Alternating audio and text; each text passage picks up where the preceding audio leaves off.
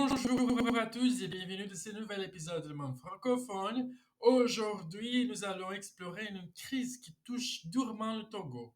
Les coupures d'électricité récurrentes qui perturbent profondément la vie quotidienne des Togolais. Restez avec moi, Mathieu, à l'écoute de notre nouvel épisode à propos de la crise du système énergétique au Togo. Le Togo dépend fortement des importations d'électricité, en particulier du Nigeria, son principal fournisseur. Cependant, le réseau électrique nigérien traverse une période de crise. Récemment, un énième affrontement du réseau a plongé de nombreuses régions du Togo dans le noir, réduisant la capacité d'approvisionnement de moitié par rapport à la normale. Il s'agit déjà de la 11e panne de cette ampleur cette année au Nigeria. Ces interruptions provoquent des délestages répétitifs au Togo, laissent des milliers de foyers sans électricité pendant des longues heures. Malgré des efforts de la compagnie énergétique électrique du Togo, CEEET, qui collabore avec des équipes techniques du Ghana et du Nigeria, l'entreprise a dû avertir les Togolais à propos d'autres coupures qui seront probablement inévitables dans les semaines à venir. Pour la population togolaise, l'impact est majeur. Ces interruptions de courant touchent chaque aspect de la vie quotidienne et les Togolais voient leur routine bouleversée. Au niveau domestique, les foyers doivent faire face à des pertes de nourriture, faute de moyens de réfrigération, des appareils électroménagers hors service et des nuits plongées dans l'obscurité. En cette période de chaleur intense, l'absence de ventilateurs et de climatisation rend les conditions de vie encore plus éprouvantes, notamment pour les personnes âgées, les enfants et les malades. Les entreprises et les commerces souffrent également.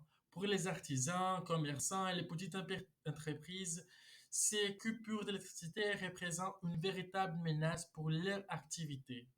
Les productions ralentissent, les pertes s'accumulent et pour beaucoup, les difficultés financières s'aggravent.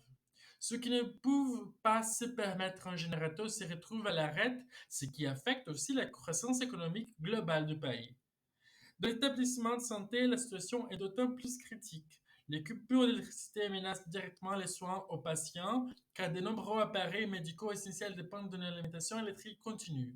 Bien que certains hôpitaux disposent de générateurs, ceux-ci ne suffisent pas toujours à compenser les longueurs sans courant. Les patients et les soignants sont confrontés à une situation de plus en plus préoccupante. Pour les Togolais, cette crise énergétique révèle les limites d'un réseau trop dépendant de l'importation d'énergie. Tant que le Togo restera tributaire des sources externes comme le Nigeria, le risque de nouvelles interruptions demeurera. Face à ce constat, l'urgence de construire des infrastructures locales et durables apparaît de plus en plus évidente. De nombreux experts préconisent d'investir dans ces sources d'énergie renouvelables comme l'énergie solaire, abondante dans la région, pour renforcer l'autonomie du pays et réduire sa vulnérabilité aux défaillances des fournisseurs extérieurs. En attendant des solutions concrètes, les Togolais doivent s'adapter et espérer une évolution positive. La population vit au rythme de délestage, espère qu'un jour l'électricité ne sera plus un luxe, mais un bien stable et accessible à tous. La question énergétique est désormais cruciale pour le développement du Togo, non seulement pour le confort quotidien des citoyens, mais aussi pour la stabilité économique et sociale du pays.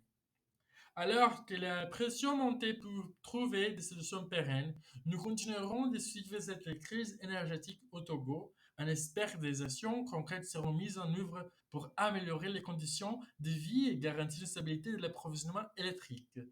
Merci de nous avoir écoutés aujourd'hui dans notre nouvel épisode Le Monde francophone. Nous vous tiendrons informés des avancées de cette situation et d'autres sujets d'importance pour notre francophonie. À bientôt et d'ici là, restez informés et engagés.